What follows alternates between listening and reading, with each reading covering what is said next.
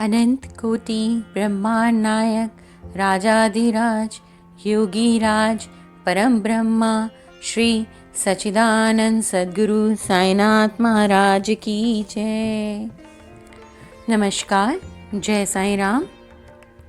आज हम साईं सच्चरित्र का अध्याय नंबर 13 का पाठ करेंगे और आप सभी श्रोताओं से मेरा निवेदन है कि आप ध्यान पूर्वक इसे सुने और बाबा की लीलाओं का आनंद उठाएं। तो शुरू करते हैं अध्याय नंबर 13। अन्य कई लीलाएं रोग निवारण, भीमाजी पाटिल, बाला गणपत दर्जी, बापू साहेब बूटे, आनंदी स्वामी, काका महाजनी, हरदा के दत्तोपंत। माया की अभेद शक्ति। साईं बाबा के शब्द सदैव संक्षिप्त, अर्थपूर्ण, गूढ़ और विदितापूर्ण तथा समतोल रहते थे। वे सदा निश्चिंत और निर्भय रहते थे। उनका कथन था कि मैं फकीर हूँ, ना तो मेरी स्त्री है और ना मेरा घर द्वार ही। सब चिंताओं का त्याग कर मैं एक ही स्थान पर रहता हूँ, फिर भी माया मुझे कष्ट पहुंचाया करती है। मैं स्वयं को तो भूल चुका हूँ, परंतु माया मुझे नहीं भूलती, क्योंकि वह मुझे अपने चक्र में फंसा लेती है। श्री हरि की ये माया ब्रह्मादि को भी नहीं छोड़ती, फिर मुझ सरीखे फकीर का तो क्या ही कहना। परंतु जो हरि की शरण लेंगे वे उनकी कृपा से मायाजाल से मुक्त हो जाएंगे।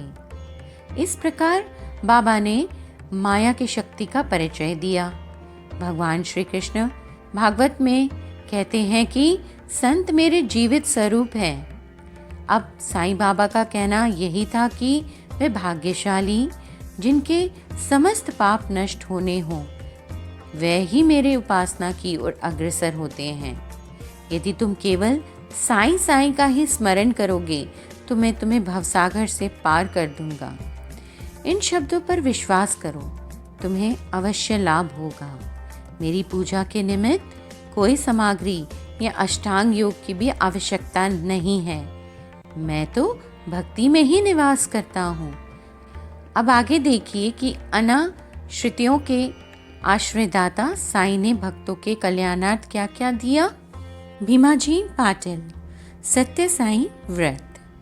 नारायण गांव, तालुका जुन्नर, जिला पुणे के एक समय अनुभव भीमाजी पाटिल को वक्षस्थल में एक भयंकर रोग हुआ, जो आगे चलकर क्षय रोग में परिणत हो गया। उन्होंने अनेक प्रकार की चिकित्सा की, परंतु कुछ लाभ न हुआ। अंत में हताश होकर उन्होंने भगवान से प्रार्थना की, हे नारायण, हे प्रभु, मुझ अनाथ की कुछ सहायता करो। हे प्रभु, ये तो विदित ही है कि जब हम सुखी रहते हैं तो भगवत स्मरण नहीं करते, परंतु ज्यों ही दुर्भाग्य घेर लेता है तो हमें प्रभु की याद आती है। इसलिए भीमा जी ने भी ईश्वर को पुकारा। उन्हें विचार आया कि क्यों ना साईं बाबा के परम भक्त श्री नाना साहेब चांदोरकर से इस विषय में परामर्श लिया जाए, और इसी हेतु उन्होंने अपनी स्थिति पूर्ण विवरण सहित उनके पास लिख भेजी और उचित मार्गदर्शन के लिए प्रार्थना की।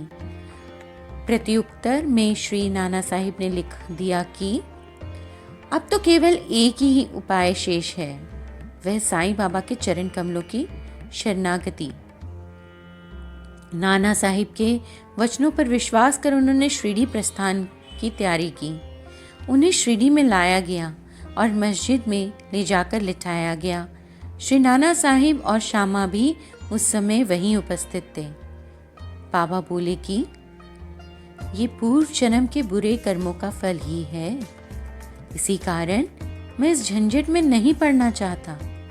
ये सुनकर रोगी अत्यंत निराश होकर करुणापूर्ण स्वर में बोला कि मैं बिल्कुल निस्सहाय हूँ और अंतिम आशा लेकर आपके श्री चरणों में आया हूँ प्रभु।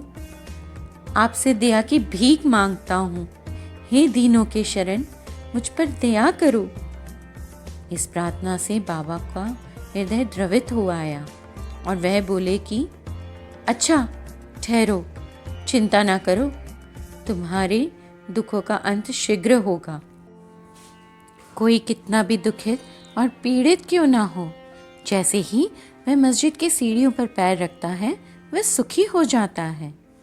मस्जिद का फकीर बहुत दयालु है और वह तुम्हारा रोग भी निर्मूल कर देगा।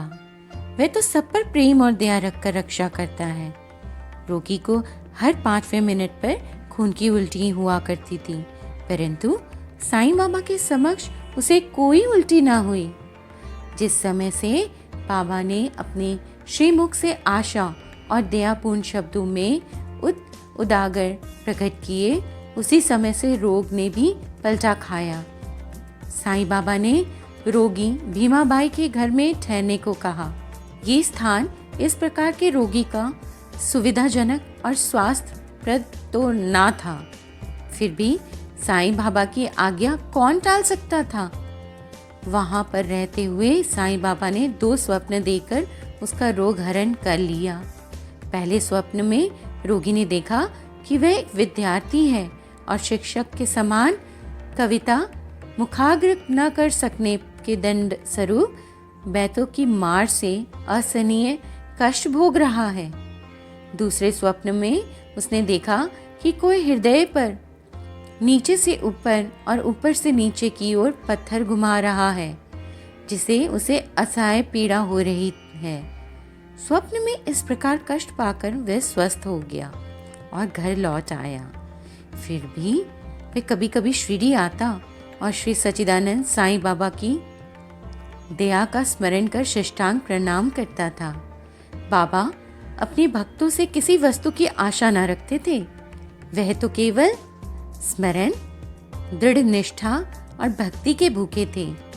महाराष्ट्र के लोग प्रतिपक्ष या प्रति माह सदैव सत्यनारायण का व्रत किया करते हैं, परंतु अपने गांव पहुंचने पर भीमाजी पाटिल ने सत्यनारायण व्रत के स्थान पर एक नया ही व्रत शुरू किया। इसका नाम था सत्य साईं व्रत। बाला गणपत दर्जी। एक दूसरे भक्त जिनका नाम बाला गणपत दर्जी था, एक समय जीर्ण ज्वर से पीड़ित हुए। उन्होंने सब प्रकार की दवाइयाँ और काढ़े लिए, परंतु इनसे कोई लाभ ना हुआ उन्हें। जब ज्वर तिल मात्र भी ना घटा तो वे शिरडी दौड़े आए और साईं बाबा के चरणों की शरणी ली। बाबा ने उन्हें विचित्र आदेश दिया कि लक्ष्मी मंदिर के पास जाकर एक काले कुत्ते को थोड़ा सा दही और चावल खिलाओ। वे ये समझ ना सके और इस आदेश का पालन कैसे करें। घर पहुंचकर चावल और दही लेकर वे लक्ष्मी मंदिर पहुंचे, जहां उन्हें काला कुत्ता पूंछ हिलाते हुए दिखा। उन्होंने वह चावल और दही उस कुत्ते के सामने रख दिए, जिसे वह तुरंत ही खा गया। इस चरित्र की विशेषता का वर्णन कैसे करूं कि उपयुक्त उपाय करने मात्र से ही बाला दर्जी का ज्वर हमेशा के लिए जाता रहा। बापू साहेब बूटी। श्रीमान बापू साहेब बूटी एक बार अम्लपित्त के रोग से पीड़ित हुए। उनकी अलमारी में अनेक औषधियाँ रखी थी, परंतु कोई भी गुणकारी न हो रही थी। बापू साहेब अम्लपित्त के कारण अति दुर्लभ हो गए और उनकी स्थिति इतनी गंभीर हो गई कि वे अब मस्जिद में जाकर साईं बाबा के दर्शन करने में भी असमर्थ थे। साईं बाबा ने उन्हें बुलाकर अपने सन्मुख बिठाया और बोले, सावधान, अब तुम्हें दस्त ना लगेंगे। अपनी उंगली उठाकर फिर वे कहने लगे, उल्टियां भी अवश्य रुक जाएंगी। बाबा ने ऐसी कृपा की कि रोग समूल नष्ट हो गया और बूटी साहिब पूर्ण रूप से स्वस्थ हो गए।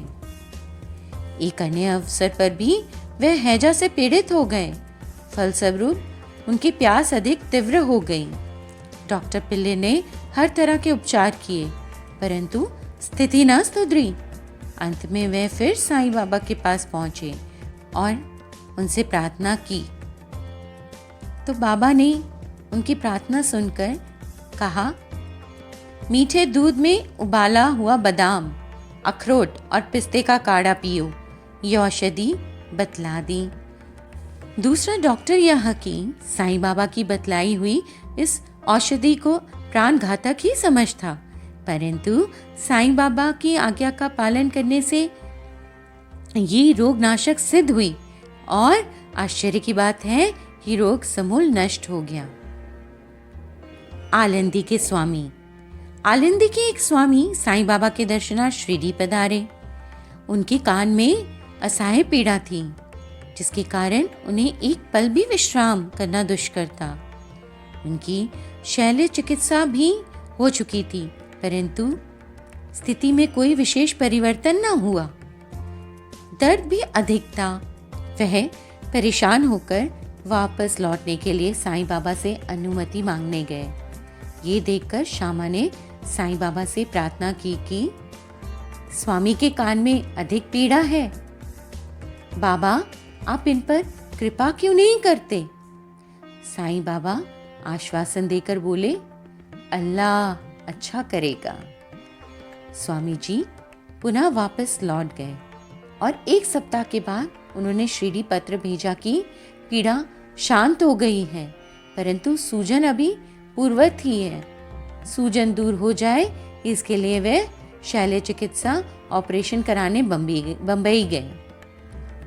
शल्य चिकित्सा विशेषज्ञ यानी सर्जन ने जांच करने के बाद कहा कि शल्य चिकित्सा यानी कि ऑपरेशन की कोई आवश्यकता है ही नहीं।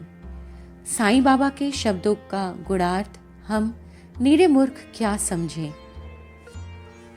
काका महाजनी।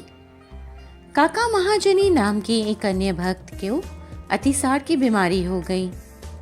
बाबा की सेवा क्रम कहीं टूट ना जाए, इस कारण से वह एक लोटा पानी भरकर मस्जिद में एक कोने में रख देते थे, ताकि शंका होने पर शीघ्र ही बाहर जा सके।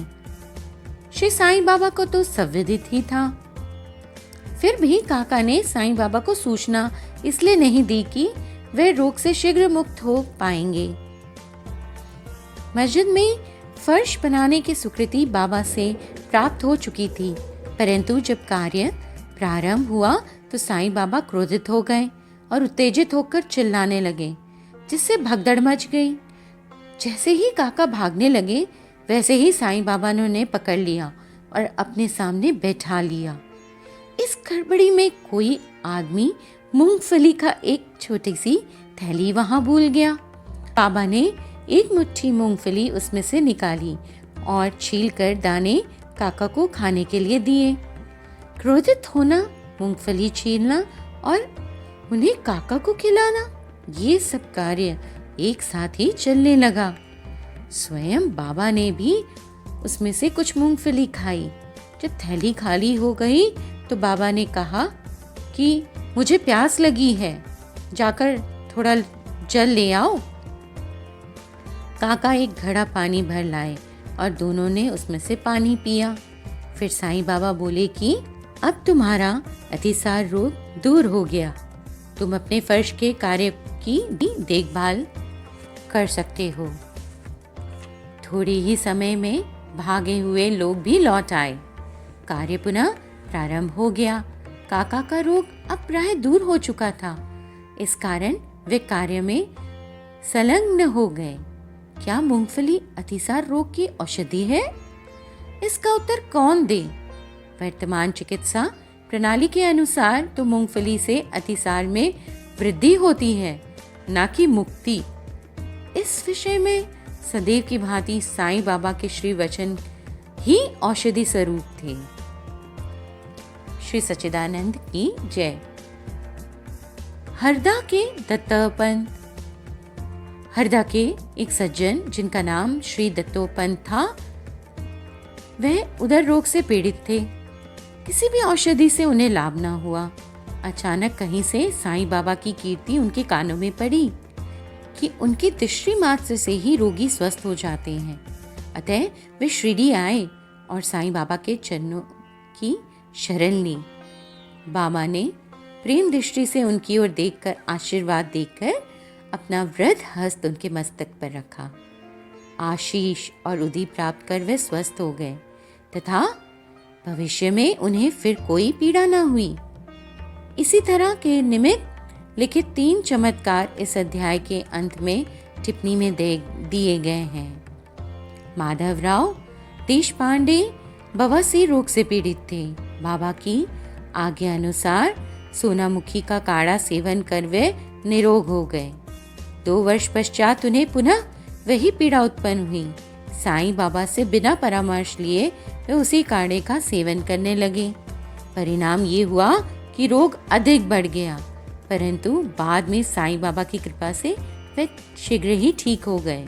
काका महाजनी के बड़े भाई गंगाधर पंत को कुछ वर्षों से सदैव उदर में पीड़ा बनी रहती थी।